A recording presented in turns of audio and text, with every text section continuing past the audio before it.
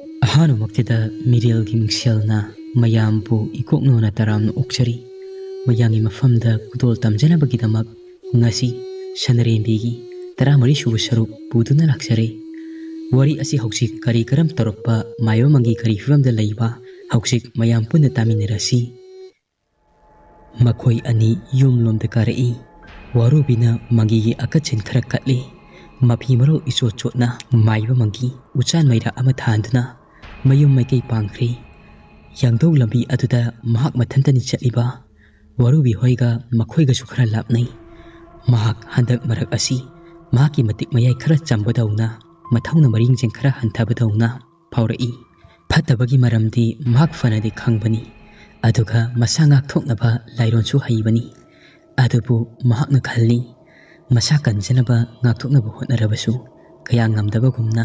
ꯑꯗꯨꯒꯤꯁꯨ ꯃꯊꯛꯇ ꯑꯍꯤꯡ ꯑꯅꯤ ꯑꯃꯁꯨ ꯁꯅꯔꯦꯝꯕꯤꯕꯨ ꯄꯨꯗꯨꯅ ꯂꯥꯏ ꯈꯣꯏꯔꯝꯂꯨꯔꯦ ꯂꯣꯛꯇꯥꯛ ꯈꯣꯡꯕꯥꯟꯗ ꯃꯃꯥ ꯐꯅꯕꯅꯤ ꯍꯥꯏꯗꯨꯅ꯫ ꯑꯗꯨꯕꯨ ꯇꯦꯡꯕꯥꯡꯗꯕꯗꯧꯅ ꯃꯍꯥꯛꯅ ꯁꯣꯜꯂꯤꯕ ꯂꯥꯏꯔꯣꯜꯁꯤꯡ ꯑꯗꯨ ꯀꯩꯗꯧꯕ ꯌꯥꯎꯔꯕꯅꯣ ꯍꯥꯏꯅ ꯋꯥꯈꯜ ꯃꯋꯣꯟ ꯃꯋꯣꯟ ꯈꯟꯗꯨꯅ ꯃꯍꯥꯛ ꯂꯝꯕꯤ ꯑꯗꯨꯗ ꯆꯠꯂꯤ꯫ ꯃꯍꯥꯛꯅ ꯆꯠꯂꯤꯕ ꯂꯝꯕꯤ ꯑꯗꯨꯗ ꯆꯨꯝꯗ꯭ꯔꯤꯡꯅ ꯑꯗꯨꯃꯛ ꯆꯠꯂꯤ꯫ ꯊꯦꯡꯈꯥꯡ ꯈꯨꯗꯤꯡꯗ ꯑꯀꯤꯕ ꯁꯑꯣꯡ ꯀꯌꯥ ꯑꯃꯗꯤ ꯐꯪꯉꯤ꯫ ꯑꯗꯨꯕꯨ ꯃꯩꯔꯥ ꯑꯗꯨ ꯌꯥꯎꯕꯅ ꯑꯗꯨꯅ ꯎꯀꯜ ꯑꯣꯏꯔꯤꯕꯅꯤ꯫ ꯅꯨꯃꯤꯠ ꯑꯗꯨꯒꯤ ꯅꯨꯃꯤꯗꯥꯡ ꯑꯗꯨ ꯆꯕꯥꯟ ꯊꯥꯗꯣꯛꯂꯕꯁꯨ ꯍꯥꯒꯠꯆꯕ ꯑꯃꯗꯤ ꯃꯊꯥ ꯄꯣꯝꯂꯤꯕꯁꯤꯡ ꯑꯗꯨ ꯐꯕ ꯀꯧꯕꯗꯤ ꯂꯩꯔꯝꯗꯦ꯫ ꯃꯁꯥ ꯄꯣꯝꯕ ꯑꯗꯨ ꯁꯕꯅꯥ ꯁꯥꯔꯤ꯫ ꯍꯣꯠꯄꯒ ꯈꯣꯠꯄꯒꯗ ꯃꯇꯝꯁꯨ ꯑꯁꯨꯝ ꯊꯦꯡꯖꯤꯜꯂꯛꯏ꯫ ꯅꯨꯃꯤꯗꯥꯡꯒꯤ ꯆꯥꯛ ꯆꯥꯕ ꯇꯣꯛꯂ ꯐꯥꯎꯕ ꯃꯍꯥꯛ ꯇꯨꯝꯂꯒꯦ ꯍꯥꯏꯗꯨꯅ ꯐꯃꯨꯡ ꯆꯪꯂꯕꯁꯨ ꯇꯨꯝꯊꯕ ꯉꯝꯗ꯭ꯔꯤ꯫ ꯃꯁꯥꯗ ꯍꯥꯒꯠꯆꯕꯁꯤꯡ ꯑꯗꯨꯅ ꯃꯍꯥꯛ ꯁꯥꯎꯅꯤꯡꯕꯅ ꯃꯄꯨꯝ ꯊꯤꯠꯂꯤ꯫ ꯃꯁꯤꯗꯤ ꯀꯥꯟꯅꯔꯔꯣꯏ, ꯇꯥꯃꯪꯒꯤꯒꯤ ꯁꯕꯥꯗꯨꯅꯒ ꯑꯣꯏꯗ꯭ꯔꯤ꯫ ꯑꯩ ꯇꯨꯃꯤꯟꯅ ꯂꯩꯊꯣꯛꯄ ꯆꯨꯝꯗ꯭ꯔꯤ꯫ ꯑꯍꯤꯡ ꯇꯥꯡꯂꯧ ꯂꯩꯅ ꯊꯦꯡꯂꯛꯂꯕ ꯉꯥꯏꯔꯒꯤ꯫ ꯃꯤ ꯇꯨꯝꯅꯕ ꯑꯗꯨꯒ ꯑꯩꯒꯤ ꯍꯧꯅꯕꯤꯗꯣ ꯇꯧꯔꯒꯤ꯫ ꯃꯗꯨ ꯇꯧꯔꯕꯗꯤ ꯁꯣꯏꯗꯅ ꯑꯩꯒꯤ ꯍꯥꯒꯠꯆꯔꯤꯕꯁꯤꯡ ꯑꯁꯦ ꯁꯣꯏꯗꯅ ꯐꯒꯅꯤ ꯈꯜꯂꯤ꯫ ꯋꯥꯔꯨꯕꯤ ꯀꯥꯟꯅꯔꯣꯏ, ꯋꯥ ꯃꯈꯣꯡꯗ ꯆꯪꯗꯨꯅ ꯉꯁꯤꯗꯤ ꯑꯍꯤꯡ ꯂꯦꯜꯂꯨꯔꯒꯦ꯫ ꯑꯁꯤ ꯍꯥꯏꯔꯒ ꯋꯥꯔꯨꯕꯤ ꯃꯊꯟꯇ ꯅꯣꯛꯏ꯫ ꯋꯥꯔꯨꯕꯤ ꯑꯍꯤꯡ ꯏꯆꯤꯛ ꯍꯨꯟꯕ ꯉꯥꯏꯔꯦ꯫ ꯑꯁꯣꯝꯗꯅ ꯑꯃꯨꯛ ꯃꯥꯏꯕꯃꯪꯒꯤ ꯃꯌꯨꯝ ꯌꯧꯔꯒ ꯐꯤ ꯑꯁꯦꯡꯕ ꯍꯣꯡꯗꯣꯛꯇꯨꯅ ꯃꯥꯁꯨ ꯈꯪꯖ ꯍꯩꯖꯕ ꯀꯌꯥ ꯄꯨꯊꯣꯛꯇꯨꯅ ꯂꯥꯏ ꯇꯤꯟ ꯈꯣꯏꯔꯝꯅꯕ ꯁꯦꯝ ꯁꯥꯕ ꯄꯨꯡꯂꯣꯏ ꯂꯣꯏꯔꯦ꯫ ꯑꯍꯤꯡ ꯏꯆꯤꯛ ꯍꯨꯜꯂꯛꯄ ꯉꯥꯏꯗꯨꯅ ꯂꯩꯔꯦ꯫ ꯃꯥꯒꯤ ꯇꯨꯡꯗ ꯃꯥꯡꯗ ꯀꯣꯏꯏꯟ ꯏꯟꯅꯗꯨꯅ ꯂꯩꯔꯤꯕ ꯇꯤꯃꯨ ꯂꯥꯏꯃꯨꯁꯤꯡ ꯑꯗꯨ ꯃꯉꯣꯟꯗ ꯑꯃꯨꯛ ꯍꯟꯅ ꯌꯦꯜꯂꯛꯇꯅꯕ ꯍꯣꯠꯅꯒꯦ ꯍꯥꯏꯗꯨꯅ ꯂꯦꯞꯂꯤ꯫ ꯃꯥꯏꯕꯃꯪꯒꯤ ꯃꯇꯝꯁꯨ ꯉꯜꯂꯤꯕꯅꯤꯅ ꯉꯥꯏꯍꯥꯛ ꯇꯨꯝꯂꯒꯦ, ꯑꯗꯨꯒ ꯑꯍꯤꯡ ꯃꯤꯀꯞ ꯊꯣꯛꯂꯛꯂꯒ ꯂꯥꯏ ꯇꯤꯟ ꯈꯣꯏꯔꯝꯅꯕ ꯍꯧꯔꯒꯦ ꯑꯁꯤ ꯍꯥꯏꯅ ꯈꯜꯂꯤ꯫ ꯑꯁꯤ ꯈꯟꯅ ꯃꯥꯗꯤ ꯅꯤꯡꯉꯥꯏꯗꯅ ꯑꯗꯨꯃꯛ ꯇꯨꯝꯊꯈ꯭ꯔꯦ꯫ ꯑꯁꯣꯝꯗꯅ ꯑꯃꯨꯛ ꯀꯝꯗꯧꯔꯤ? ꯋꯥꯔꯨꯕꯤꯗꯤ ꯑꯍꯤꯡ ꯅꯨꯡꯁꯤꯜ ꯀꯥꯡꯂꯤ ꯇꯨꯝꯊꯕ ꯌꯥꯗꯅ ꯑꯍꯤꯡ ꯏꯆꯨꯛ ꯍꯨꯟꯕ ꯉꯥꯏꯅ ꯂꯩꯈ꯭ꯔꯦ꯫ ꯉꯥꯏꯅ ꯑꯍꯤꯡ ꯇꯥꯡꯂꯧ ꯂꯩꯅ ꯊꯦꯡꯖꯤꯜꯂꯛꯂꯕ ꯃꯇꯝ ꯑꯣꯏꯔꯛꯂꯦ꯫ ꯋꯥꯔꯨꯕꯤ ꯍꯣꯏꯒꯤ ꯏꯃꯨꯡ ꯑꯗꯨ ꯃꯤ ꯂꯣꯏꯅꯃꯛ ꯑꯍꯤꯡ ꯃꯇꯝ ꯑꯣꯏꯕꯒ ꯂꯣꯏꯅꯃꯛ ꯏꯁꯤꯈꯩ ꯇꯨꯝꯊꯅꯈ꯭ꯔꯦ꯫ ꯋꯥꯔꯨꯕꯤ ꯃꯈꯣꯏꯒꯤ ꯃꯅꯤꯡꯂꯣꯝꯗ ꯑꯍꯤꯡ ꯑꯊꯦꯡꯕ ꯑꯗꯨꯗ ꯃꯅꯤꯡꯊꯣꯡꯂꯣꯝꯗ ꯊꯣꯛꯂꯛꯏ, ꯑꯗꯨꯒ ꯊꯣꯡ ꯑꯗꯨ ꯑꯃꯨꯛ ꯃꯄꯥꯟꯂꯣꯝꯗꯒꯤ ꯂꯣꯟꯁꯤꯜꯂꯝꯃꯤ꯫ ꯅꯨꯡꯁꯤꯠꯃꯨꯛ ꯌꯥꯡꯏ꯫ ꯋꯥꯔꯨꯕꯤ ꯃꯁꯥ ꯃꯅꯥ ꯏꯐꯥ ꯐꯥꯕ ꯍꯧꯔꯛꯏ꯫ ꯊꯣꯡ ꯑꯗꯨ ꯍꯦꯛ ꯂꯣꯟꯁꯤꯟꯕꯒ ꯃꯍꯥꯛꯀꯤ ꯐꯠꯇꯕ ꯍꯤꯡꯁꯥꯕꯒꯤ ꯅꯨꯡꯁꯤꯠ ꯑꯗꯨ ꯇꯞꯅ ꯁꯥꯐꯣꯡꯕ ꯍꯧꯔꯛꯏ꯫ ꯀꯨꯆꯨ ꯀꯨꯃꯦꯟ ꯑꯗꯨ ꯃꯨꯁꯨꯛ ꯃꯨꯕ ꯍꯧꯔꯛꯏ꯫ ꯑꯗꯨꯒ ꯃꯈꯣꯏꯒꯤ ꯃꯅꯤꯡ ꯑꯗꯨꯗ ꯍꯧꯔꯤꯕ ꯋꯥꯄꯜ ꯃꯔꯨꯝ ꯑꯗꯨꯗ ꯆꯣꯡꯁꯤꯟꯈ꯭ꯔꯦ꯫ ꯃꯍꯥꯛꯅ ꯈ꯭ꯋꯥꯏꯗꯒꯤ ꯄꯥꯝꯖꯕ ꯋꯥꯄꯜ ꯃꯔꯛ ꯑꯗꯨꯗ ꯋꯥꯇꯣꯟ ꯆꯣꯡꯈꯠꯂꯛꯄ ꯎꯁꯣꯏ ꯆꯣꯡꯂꯤꯕ ꯑꯗꯨ ꯋꯥꯔꯨꯕꯤꯅ ꯋꯥ ꯃꯈꯣꯡ ꯑꯗꯨꯗ ꯎꯁꯣꯏ ꯆꯥꯕ ꯃꯇꯣꯟ ꯆꯥꯕ ꯍꯧꯔꯛꯏ꯫ ꯑꯃꯨꯛꯁꯨ ꯃꯔꯩ ꯑꯗꯨꯅ ꯁꯥꯡꯅ ꯇꯤꯡꯊꯣꯔꯛꯏ, ꯑꯗꯨꯒ ꯋꯥꯈꯣꯡ ꯑꯗꯨꯗ ꯁꯥꯔꯤꯕ ꯀꯛꯆꯤꯡ ꯃꯍꯨꯝꯁꯤꯡ ꯑꯗꯨ ꯍꯣꯒꯥꯏꯗꯨꯅ ꯃꯔꯩ ꯑꯗꯨ ꯑꯃꯨꯛ ꯀꯛꯆꯤꯡ ꯃꯍꯨꯝ ꯇꯥꯅ ꯊꯤꯡꯖꯤꯟꯈ꯭ꯔꯦ꯫ ꯑꯗꯨꯒ ꯌꯥꯝꯂꯕ ꯀꯛꯆꯤꯡꯁꯤꯡ ꯑꯗꯨ ꯆꯥꯕ ꯍꯧꯔꯛꯏ꯫ ꯌꯥꯝꯈ꯭ꯔꯕ ꯀꯛꯆꯤꯡꯁꯤꯡ ꯑꯗꯨ ꯍꯥꯎꯅ ꯌꯥꯝꯅ ꯃꯍꯥꯎ ꯂꯩꯅ ꯃꯈꯣꯡ ꯁꯥꯡꯅ ꯇꯤꯡꯊꯣꯛꯇꯨꯅ ꯋꯥ ꯍꯧꯔꯤꯕ ꯑꯗꯨꯗ ꯑꯃꯝꯕ ꯑꯗꯨꯗ ꯆꯥꯕ ꯍꯧꯔꯛꯏ꯫ ꯋꯥꯔꯨꯕꯤ ꯌꯥꯝꯅ ꯍꯥꯎꯅ ꯀꯛꯆꯤꯡꯁꯤꯡ ꯑꯗꯨ ꯐꯥꯗꯨꯅ ꯆꯥꯔꯤ꯫ ꯀꯛꯆꯤꯡꯁꯤꯡ ꯑꯗꯨ ꯆꯥꯕ ꯂꯣꯏꯕꯒ ꯋꯥꯔꯨꯕꯤ ꯋꯥꯇꯣꯟ ꯑꯗꯨꯗ ꯌꯥꯟꯊꯔꯒ ꯑꯃꯨꯛ ꯉꯥꯏꯕ ꯁꯥꯔꯗꯨꯅ ꯂꯩ꯫ ꯋꯥꯔꯨꯕꯤ ꯃꯁꯥꯅ ꯃꯁꯥꯕꯨ ꯀꯥꯎꯊꯣꯛꯈ꯭ꯔꯤ꯫ ꯑꯊꯦꯡꯕ ꯑꯍꯤꯡꯒꯤ ꯃꯇꯝ ꯑꯗꯨꯗ ꯋꯥ ꯃꯔꯛ ꯑꯗꯨꯗ ꯍꯤꯡꯆꯥ ꯌꯦꯇꯝꯕꯤ ꯑꯃꯒꯨꯝ ꯁꯛꯂꯣꯟ ꯂꯧꯈ꯭ꯔꯤ꯫ waton amadagi waton amada yong dongna chongduna sanai waton haithariba sing adugi marak aduda mahakti nungaibagi mapan naidri adumna mahak wapal amadagi wapal amada chongduna sanaduna leiba adu thangnaba yumlon amadagi yumlon amada wapal maning amadagi wapal maning amada chongduna chali khanghaudi ahing tanglo athengba ahing aduda wapal amadagi wapal amada chongduna lakpana warubi shanarimi hoiki wapal maning aduda yawri hek yawrakpaga shanarimi hoiki wa horiba paring aduda mikup khara amadi sanaduna leithoi warubi wakal lana lai moramba mahakna khwaidagi nungsijaba moramba mahak wapal adudagi phallangna chungtharai aduga morambana tumliba ka adugi phaklang mapa adomda lai aduga phaklang nakal aduda lepi makhujin asangba aduna phaklang aduda mahak mathanta goro goro kholi shanari biga moramba kasu ningaidana tummi morambadi pakpi kaada shanari bishu adumna phaklang adu khotpa haubaga yawlakpaga mikap thokpa mapa sanarubadagi phaklang kholiba makol aduga yum adugi maning amadi akoibada dung dung senmeng makol adu hojikti mahaksu tari amuk laklaba jala ahinga sida laising ado aikhoi ibungobu hawdokpa ngasidi tawdri du khongbanati yenakha adudagi moramba warubina kauba horai ithanglen manj pamupa nanaw laibak saubina kauribasi tarabadi chargi poron sarugaba thongina tai kanglugaba pompigum jintinna seklagum chilokna phaira thakta tungmina duna ithanglen oibaga chilok minarolsi ahing tanglo leina thingjilaklaba sabi ibungo nungsiba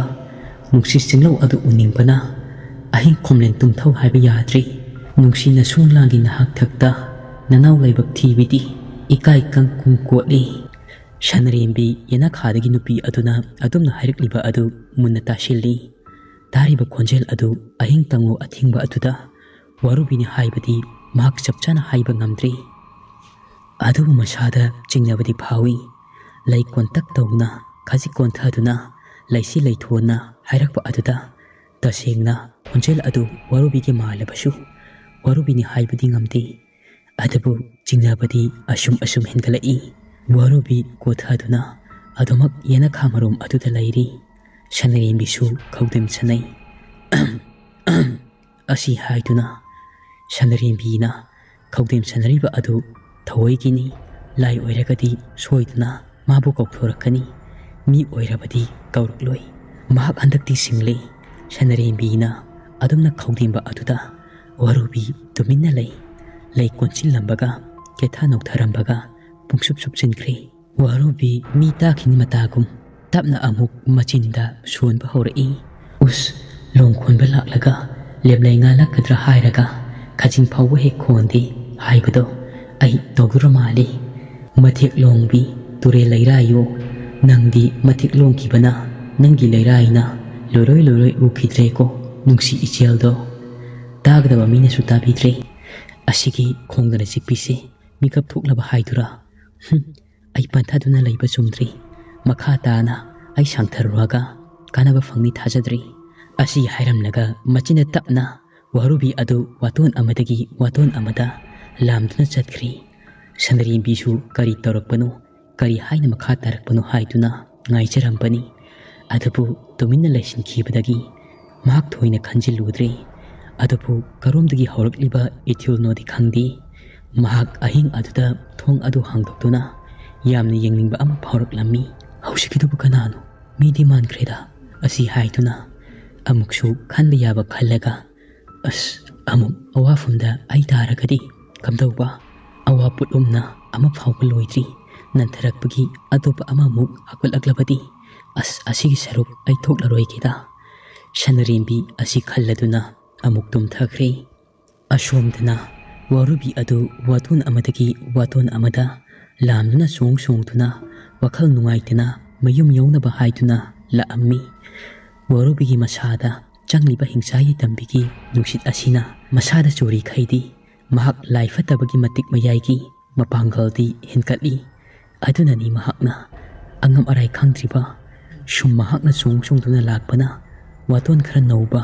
amada hek pairuri khanghaudana wa adu mayai thigangda prek launa ti i aduga wa adutagi malem laida tarai shahuga phari warubi makhwang adu yashinkhri migi wapal maning aduda hu ima sire warubi laimai de hek tasinkibaga magi hingsabi nungsit adu phagri kaino asmaral hungamde asida aibu khwang amuk tega doribra as phajarani warubi do wadona kolena amu hayabadi us ai haga jabise amu haurakle hu ima sire talai kumbi chuba asisu sumaina tawnabra tamangina la iba khayom adusu ifat phateda khwang amuk nahare amuk haga chare khunno hek noi ani hongnatuna khubak adu ngasiga phajana haplaga luklai pulai irongadaba kuidre khalinga asida isa se luklai pulai khokpugum khokri ayu ima warubi ahing asida kari khaluriba khacharuba nangi narani matang sadana mi lailangbi asi hairaduna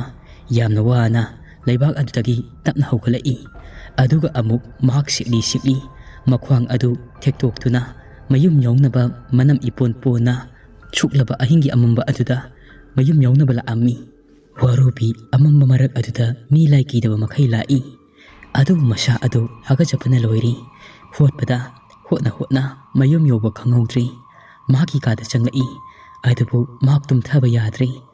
haga jaba aduna masa pumba adu paktaknana chandorai matha pomduna mamai mamit adu khoina chikpagumna warubi ahing aduda tumthaba yada mahaki ka aduki manungda purpro khangi aduga mathanta ahing aduda wari sari tamangi nangdi khayomla o hairaga ki hom ku uraba pukri mapal aduda isha pumba ase ketpagum hu ima kari matawno kari hagajabano asibo warubi ase hayeng nongalakpadadi yengba yaroi haiba asumdra amuk kamdhauri khomlen nungaina yatariba mayo mangi nongalamdagi pungcha khara watingaida mikap thoglai mikap hek thoglakpaga panthadana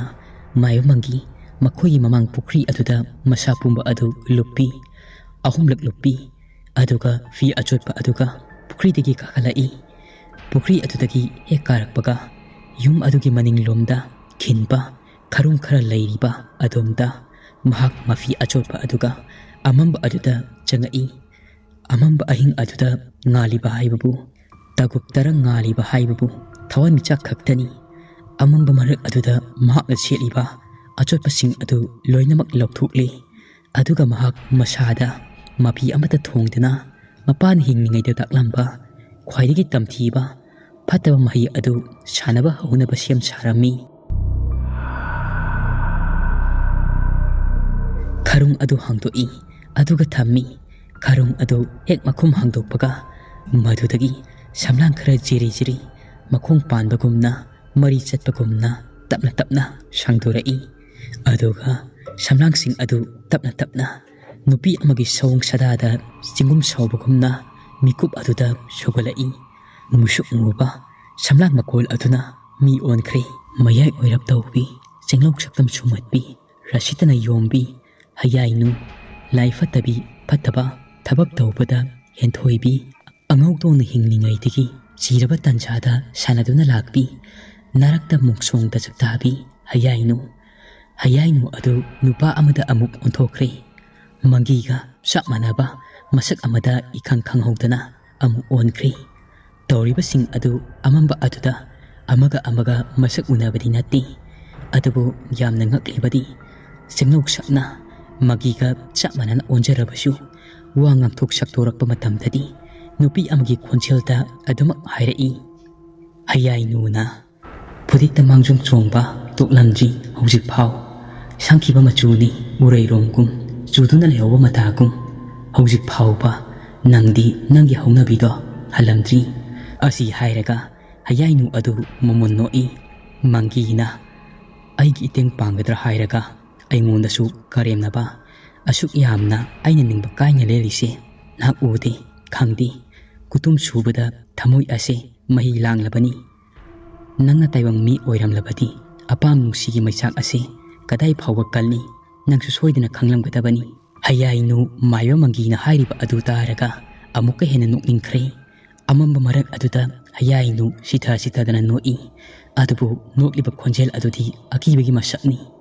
ꯑꯗꯨꯒ ꯑꯁꯨꯝꯅ ꯍꯥꯏꯔꯛꯏ, ꯀꯜꯂꯤꯗꯀꯣ ꯅꯨꯡꯁꯤꯒꯤ ꯃꯌꯥꯏꯁꯤ, ꯃꯔꯤꯡꯅ ꯁꯥꯕ ꯁꯪꯕꯥꯏꯅꯤ, ꯅꯥꯝꯃ ꯍꯥꯡꯗꯤꯗꯤ ꯇꯥꯏ꯫ ꯑꯗꯨꯒ ꯅꯪꯒꯤ ꯁꯪꯕꯥꯏ ꯑꯁꯤꯅ ꯀꯔꯝꯕ ꯃꯈꯜꯒꯤ ꯁꯪꯕꯥꯏꯅꯣ? ꯅꯥꯝꯃ ꯍꯥꯡꯉꯤꯁꯨ ꯍꯥꯏꯅꯤꯡꯉꯥꯏ ꯂꯩꯇꯦ꯫ ꯑꯗꯨꯛ ꯌꯥꯝꯅ ꯇꯂꯣꯏ ꯇꯨꯏꯟ ꯇꯝꯂꯤꯕꯗꯣ ꯄꯦꯟꯗ꯭ꯔꯗꯨꯅ ꯑꯍꯥꯌꯣ, ꯆꯍꯤ ꯃꯇꯥꯡ ꯑꯗꯨꯒ ꯆꯥꯟꯅꯗ꯭ꯔꯦ꯫ ꯅꯨꯄꯤ ꯂꯣꯟꯕꯒꯤ ꯊꯕꯛꯁꯤ ꯇꯣꯛꯄꯤꯔꯣ꯫ ꯑꯧꯕ ꯃꯤꯇꯥꯔꯤꯗꯣ ꯃꯤꯠꯇꯣ ꯇꯥꯡꯕ ꯁꯣꯏꯔꯣꯏ꯫ ꯃꯥꯏꯕ ꯃꯪꯒꯤ ꯍꯌꯥꯏꯅꯨꯒꯤ ꯋꯥ ꯑꯗꯨ ꯇꯥꯕꯗ ꯌꯥꯝꯅ ꯁꯥꯎꯅꯤꯡꯂꯝꯃꯤ꯫ ꯑꯗꯨꯒ ꯑꯁꯨꯝꯅ ꯍꯥꯏꯔꯛꯏ, ꯅꯪ ꯑꯩꯒꯤ ꯏꯇꯦꯡ ꯄꯥꯡꯂꯔꯣꯏꯗ꯭ꯔꯥ? ꯅꯣꯡꯉꯥꯟꯕꯅ ꯍꯥꯟꯈ꯭ꯔꯒꯅꯤ꯫ ꯑꯗꯨꯝ ꯅꯣꯛꯇꯨꯅ ꯂꯩꯔꯕꯗꯤ ꯉꯁꯤ ꯑꯍꯤꯡꯁꯤꯅ ꯂꯣꯏꯗ꯭ꯔꯤ ꯐꯥꯎꯕ ꯅꯪ ꯑꯣꯏꯅ ꯀꯣꯏꯅꯤꯀꯣ, ꯑꯗꯨꯒ ꯂꯧꯅꯤ꯫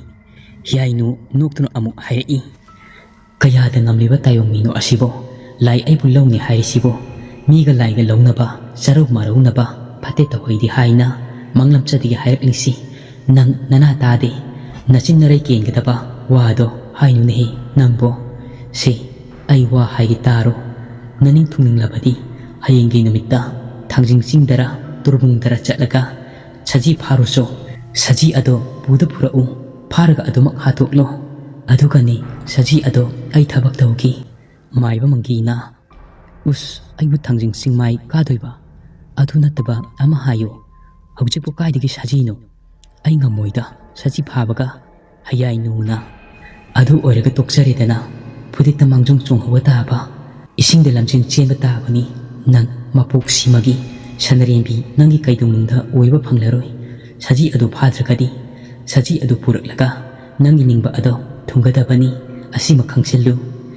ꯃꯥꯏꯕ ꯃꯪꯒꯤ ꯋꯥꯈꯜ ꯃꯆꯥ ꯑꯃ ꯈꯜꯂꯤ꯫ ꯁꯅꯔꯦꯝꯕꯤ ꯄꯥꯝꯂꯨꯕꯅ ꯇꯔꯦꯠ ꯇꯔꯥ ꯈꯟꯊꯔꯕ ꯇꯨꯡꯗ ꯍꯌꯥꯏꯅꯨꯅ ꯍꯥꯏꯔꯤꯕ ꯑꯗꯨ ꯍꯣꯏ ꯍꯥꯏꯗꯨꯅ ꯌꯥꯔꯦ꯫ ꯍꯌꯥꯏꯅꯨꯅ ꯍꯥꯏꯔꯤꯕꯁꯤꯡ ꯑꯗꯨ ꯍꯌꯦꯡꯒꯤ ꯅꯨꯃꯤꯠꯇ ꯂꯣꯏꯅꯃꯛ ꯄꯥꯡꯊꯣꯛꯂꯒꯦ ꯍꯥꯏꯗꯨꯅ ꯅꯤꯡꯂꯝꯃꯤ꯫ ꯃꯪꯒꯤꯅ, ꯑꯗꯣ ꯁꯖꯤ ꯑꯗꯨ ꯐꯪꯂꯒ ꯅꯪ ꯀꯩꯗꯧꯒꯗꯣꯏꯅꯣ? ꯍꯌꯥꯏꯅꯨꯅ, ꯌꯥꯝꯅ ꯐꯖꯕꯗꯧꯅ ꯏꯁꯤꯡꯁꯤꯅ ꯄꯟꯕꯗ ꯅꯤꯄꯥ ꯅꯉꯣꯟꯗ, ꯅꯪꯅ ꯌꯥꯝꯅ ꯄꯜꯍꯟꯅꯤꯡꯉꯒꯗꯤ ꯂꯦꯝꯗ꯭ꯔꯕꯁꯨ ꯆꯤꯝꯕꯥꯜ ꯑꯁꯦ ꯍꯧꯖꯤꯛꯇꯤ ꯀꯥꯡꯊꯣꯛꯄ ꯇꯥꯔꯦ꯫ ꯁꯖꯤ ꯈꯨꯔꯟꯖꯥꯏ ꯁꯦꯝꯕꯤꯒꯦ ꯇꯧꯕ ꯅꯪꯒꯤ꯫ ꯃꯪꯒꯤ ꯇꯞꯅ ꯃꯆꯤꯟꯗ ꯁꯣꯜꯂꯤ, ꯁꯖꯤ ꯈꯨꯔꯟꯖꯥꯏ꯫ ꯃꯪꯒꯤ ꯇꯞꯅ ꯋꯥꯈꯜ ꯂꯥꯛꯏ꯫ ꯁꯖꯤ ꯈꯨꯔꯟ ꯌꯥꯏ ꯍꯥꯏꯔꯛꯄ ꯑꯁꯤꯗ ꯃꯄꯥꯅ ꯍꯤꯡꯂꯤꯉꯩ ꯃꯇꯝꯗ ꯍꯥꯏꯔꯤꯕ ꯄꯣꯠꯁꯛ ꯑꯁꯤ ꯏꯇꯠ ꯇꯠꯇꯅ ꯁꯤꯖꯤꯟꯅꯔꯝꯃꯤ꯫ ꯁꯖꯤ ꯈꯨꯔꯟ ꯌꯥꯏ ꯁꯖꯤꯗꯒꯤ ꯑꯁꯦꯝꯕ ꯄꯣꯠꯁꯛ ꯑꯃꯅꯤ꯫ ꯍꯥꯏꯔꯤꯕ ꯄꯣꯠꯁꯛ ꯑꯁꯤꯅ ꯃꯤꯗꯤ ꯌꯣꯟꯗꯨꯅ ꯁꯦꯟ ꯇꯥꯟꯕ ꯐꯥꯎꯕ ꯌꯥꯎꯅꯩ꯫ ꯍꯤꯀꯥꯞ ꯂꯤꯀꯥꯞ ꯇꯧꯗꯨꯅ ꯁꯤꯖꯤꯟꯅꯔꯝꯕ ꯄꯣꯠꯁꯛ ꯑꯃꯅꯤ꯫ ꯃꯪꯒꯤ ꯍꯔꯥꯎꯕꯅ ꯂꯣꯏꯔꯦ꯫ ꯍꯌꯥꯏꯅꯨꯅ ꯃꯥꯒꯤ ꯅꯤꯡꯕ ꯑꯗꯨ ꯊꯨꯡꯍꯜꯂꯅꯤ ꯈꯜꯂꯨꯕꯗ ꯅꯣꯡꯉꯥꯟꯒꯗꯕꯁꯨ ꯀꯨꯏꯗ꯭ꯔꯤ꯫ ꯍꯌꯥꯏꯅꯨꯒ ꯉꯥꯏꯍꯥꯛ ꯄꯨꯛꯃꯦꯟ ꯄꯥꯎꯃꯤꯟꯅꯔꯝꯃꯒ ꯃꯥꯒꯤ ꯈꯔꯨꯡ ꯃꯅꯨꯡ ꯑꯗꯨꯗ ꯑꯃꯨꯛ ꯍꯟꯖꯤꯟꯈ꯭ꯔꯦ꯫ ꯑꯗꯨꯒ ꯃꯪꯒꯤꯅ ꯈꯔꯨꯡ ꯑꯗꯨ ꯃꯈꯨꯝ ꯈꯨꯝꯖꯤꯟꯈ꯭ꯔꯦ꯫ ꯃꯪꯒꯤꯁꯨ ꯏꯃꯨꯡꯗ ꯆꯪꯂꯛꯏ꯫ ꯑꯗꯨꯒ ꯇꯨꯝꯊꯅꯕ ꯍꯣꯠꯅꯔꯝꯃꯤ꯫ ꯉꯥꯏꯍꯥꯛꯇ ꯑꯣꯏꯔꯕꯁꯨ ꯍꯌꯦꯡ ꯏꯅꯨꯡ ꯇꯩꯅ ꯉꯥꯜꯂꯛꯂꯕꯗ ꯁꯖꯤ ꯁꯥꯗꯥꯟꯕ ꯆꯠꯈꯤ ꯑꯁꯤ ꯍꯥꯏꯗꯨꯅ ꯅꯣꯡꯉꯥꯜꯍꯟꯅꯤꯡꯕꯅ ꯃꯁꯥ ꯑꯗꯨ ꯌꯥꯗ꯭ꯔꯤ꯫ ꯇꯨꯝꯂꯝꯗꯥꯏꯒꯤ ꯃꯇꯝ ꯌꯧꯔꯗꯨ ꯐꯥꯎꯕ ꯃꯆꯤꯟꯗ ꯁꯣꯜꯂꯤ ꯌꯧꯑꯣꯟ ꯈꯨꯗꯤꯡ, ꯁꯅꯔꯦꯝꯕꯤ, ꯁꯅꯔꯦꯝꯕꯤ, ꯈꯪꯒꯗꯕꯅꯤꯀꯣ, ꯆꯍꯤ ꯂꯦꯡꯒꯥꯒ ꯑꯣꯏꯔꯝꯂꯕꯗꯤ ꯏꯕꯥꯅꯤꯒꯤ ꯋꯥꯔꯤꯅ ꯈꯝꯕ ꯊꯣꯏꯕꯤꯒ ꯂꯣꯏꯅ ꯂꯩꯍꯧꯔꯗꯕꯅꯤ꯫ ꯅꯠꯇ꯭ꯔꯒꯅ ꯑꯩꯅ ꯈꯝꯕ ꯅꯪꯒꯤ ꯃꯤꯂꯩ ꯂꯥꯡꯕ ꯃꯇꯝ ꯆꯨꯞꯄꯒꯤ ꯊꯃꯣꯏ ꯑꯩꯒꯤ ꯇꯂꯥ ꯄꯥꯃꯦꯜꯗ ꯖꯨꯝ ꯖꯨꯝ ꯂꯥꯎꯅ ꯃꯦꯂꯩꯒꯨꯝꯅ ꯂꯩꯁꯥ ꯇꯝꯕꯤꯔꯔꯣ꯫ ꯅꯪꯁꯦ ꯑꯩꯒꯤ ꯏꯐꯝꯗꯗꯤ ꯃꯦꯂꯩ ꯂꯩꯁꯅ ꯅꯣꯡꯖꯨꯄꯥꯟ ꯀꯗꯝꯕꯗꯤ ꯂꯩꯅꯨꯡꯁꯤꯅꯤ꯫ ꯋꯥꯈꯜ ꯃꯌꯥꯝ ꯑꯃ ꯈꯟꯊꯔꯒ ꯇꯨꯝꯊꯈ꯭ꯔꯦ꯫ ꯃꯊꯪꯒꯤ ꯅꯨꯃꯤꯠꯅꯤ꯫ ꯅꯣꯡꯉꯥꯜꯂꯦ꯫ ꯃꯍꯥꯛꯅ ꯈꯪꯅ ꯆꯥꯟꯅꯕ ꯂꯥꯏꯒꯤ ꯊꯧꯔꯝ ꯇꯧꯕ ꯃꯤꯁꯤꯡꯗ ꯍꯪꯂꯝꯃꯤ꯫ ꯑꯗꯨꯕꯨ ꯀꯅꯥꯃꯠꯇꯅ ꯍꯣꯏ ꯃꯥꯏ ꯁꯖꯤ ꯈꯨꯔꯟꯌꯥꯏ ꯑꯁꯤ ꯈꯪꯏ ꯍꯥꯏꯗꯨꯅ ꯍꯥꯏꯕꯤꯔꯛꯇꯦ꯫ ꯄꯥꯝꯕꯩ ꯊꯤꯔꯛꯄꯗ ꯂꯩꯇ꯭ꯔꯕꯗ ꯊꯥꯡꯖꯤꯡ ꯆꯤꯡꯁꯥꯡ ꯅꯥꯄꯣꯝꯗ ꯁꯖꯤ ꯊꯤꯔꯨꯅꯤ ꯍꯥꯏꯗꯨꯅ ꯑꯌꯨꯛꯀꯤ ꯆꯥꯉꯟ ꯆꯥꯕ ꯂꯣꯏꯗꯨꯅ ꯆꯠꯈ꯭ꯔꯦ꯫ ꯑꯗꯨꯕꯨ ꯁꯖꯤ ꯀꯧꯕ ꯑꯃꯠꯇ ꯊꯥꯡꯖꯤꯡ ꯆꯤꯡꯁꯥꯡ ꯅꯥꯄꯣꯝ ꯑꯗꯨꯗꯒꯤ ꯐꯥꯕ ꯉꯝꯈꯤꯗ꯭ꯔꯦ꯫ ꯅꯤꯡꯕ ꯀꯥꯏꯅ ꯋꯥꯈꯜ ꯅꯨꯡꯉꯥꯏꯇꯅ ꯅꯨꯡꯊꯤꯜ ꯄꯣꯞꯄꯣꯞ ꯄꯣꯞꯅ ꯃꯇꯝꯗ ꯃꯍꯥꯛ ꯍꯜꯂꯛꯏ꯫ ꯁꯅꯔꯦꯝꯕꯤꯕꯨ ꯂꯤꯋꯥꯅ ꯃꯍꯩ ꯐꯥꯈꯤ ꯈꯟꯕꯅꯤ꯫ ꯅꯍꯥꯟꯒꯤ ꯇꯔꯦꯡ ꯂꯩꯕꯤ ꯑꯗꯨꯁꯨ ꯇꯔꯦꯡ ꯂꯩꯃꯟꯗꯅ ꯏꯆꯝ ꯆꯝꯕ ꯂꯪꯅ ꯇꯔꯦꯡ ꯅꯥꯏꯕꯁꯨ ꯌꯥꯗꯕꯅ ꯂꯥꯏꯒꯤ ꯃꯇꯤꯛ ꯂꯩꯕꯅ ꯇꯧꯒꯗꯕꯅꯤ꯫ ꯃꯗꯨꯁꯨ ꯎꯄꯥꯏ ꯂꯩꯇ꯭ꯔꯦ꯫ ꯋꯥꯈꯜ ꯅꯨꯡꯉꯥꯏꯇ ꯃꯪꯒꯣꯜꯒꯤ ꯙꯔꯤ ꯑꯗꯨꯗ ꯆꯤꯡ ꯀꯥꯔꯨꯕꯒꯤ ꯃꯁꯥ ꯑꯗꯨ ꯅꯨꯡꯁꯥ ꯍꯨꯟꯗꯣꯛꯏ꯫ ꯈꯪꯍꯧꯗꯅ ꯋꯥꯔꯨꯕꯤ ꯑꯗꯨ ꯃꯁꯝ ꯃꯅꯥ ꯏꯐꯥ ꯐꯥꯅ mamai mamit adu ipom pomna warubi maithong adu ubamakteda mangi adu thuk lawi kaini ki khalli yengbada kaino ma tawri warubi yamna sauna kaino tadana la iba khayom adubu karaidano aigi hagachabase chungpat phatri hena dum helai tada aigi se amukte yengbiyo pambai ama tawbiyo tadana ngamloroi hairagana ai kanaduna yengjeruki waga wabaga khoidok sawatlaga leibaga saji phangdabagi walan amata nganglamdi warubi ngasidi sauningba phawri adumna maiba mangina karimata hoimai haidraba aduda ani adu amasu magi asauba mapa sanarubana warubi phat lauramlaga chatkri numitchu asmakta sinki numidang wairamgi matam oirei numit adu kumjin inau tarak lamdai nong tamba matamni nong khongba itattatana tarami adugi sumathakta hangoi mayam amasu khonglammi nungsichu adumak sili numidang wairam aduda khanghaubi kwak ama amuk sanaribi hoyi mamang thangpa ingkol pukri mapal adomda kwak aduna kwak asi haituna laktuna khongi kwak aduna khongba aduna sanaribi imungda thabai ingkhang loisinduna leirambani adubu mahak kwak aduna laktuna ingkol adugi mamang thangba saruk aduda aduna khongba aduda mahak leitaba yaraktre moramba masigi nakta sangai morambana ise kwak asina laktuna khongise kaido yaurabanu khangdi pukri manak aswaida male khongisi ise asumna kwak khongbase phati haidaini sanarembina makoisu thawai pale macha masu imung manung loina taibang mi aikhoi gumna leiribani mapang kaina banatragana lambi lamhangnaraba jala kaidorabanu khangdi amadi oiramlagani sanarembi haijabatani mabuk ningdadi nungsa thirami khanjai masu kwakna sumna laktuna khongba asi tawhaidi haituna alamal singna hainaba misi mina nangni haiba adu masu khalibani morambana adu ise asumna kwak khongbase misi mina thoi hainaba daine alamal singna sanarembina hayeide adumaina hainu tawhaidi ibungo ado nang imado phajana yengsillo ise chak thongnaba tawgi pabasu laktri ima sunaduna leiri hawi hauti silau thiganu ko isina ingkholdagi heglakpa changlau ensang asina adamak kangoi thongna charasi pabasu kasara dalol itik tawba chatkibado hojaida chu chatkani haina tongjai marildagi ngarang thunglaraba khura mai pakna ngasai ayok laktuna pauktamlariba aduni baba hojaida chatkibanina kharadi koirani aduna ibungo isin ipa warabasu wana matam khara amadi lemba tare khangbusu tai ipanthau thambau hoisu yum ama pali nehak leitana baba gatini haituna awat apa leita laira hangbudusu ikaijai aduna isin ipasu warasu wana khangba tare wari asiki taramari suba saru matang sida loisare wari asi pathok matamda soikilantiba yawrubasu mayamna ngakpigani asigi iroinana wari asigi makha taba sarukta kari karam torokpa haibadu mayam punna ngaiminarasi